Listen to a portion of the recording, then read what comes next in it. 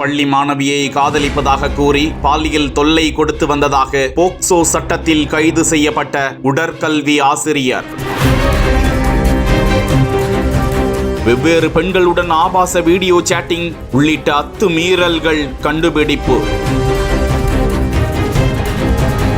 பெண்களின் பெயரை வெளியிடாமல் போலீசார் தீவிர விசாரணை.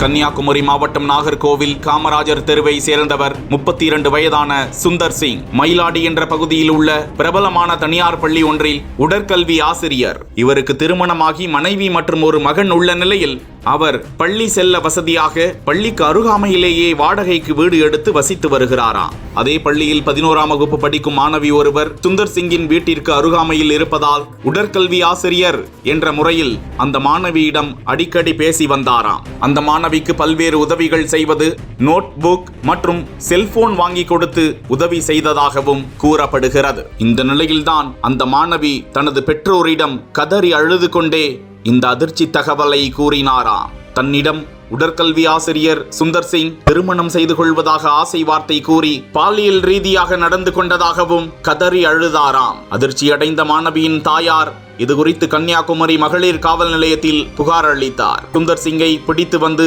இதுகுறித்து விசாரணை மேற்கொண்ட போலீசார் அவர் மீது போக்சோ சட்டத்தின் கீழ் வழக்கு பதிவு செய்து கைது செய்து அவரது செல்போனை ஆய்வு செய்த போது மேலும் பல திடுக்கிடும் தகவல்கள் வெளியாகின.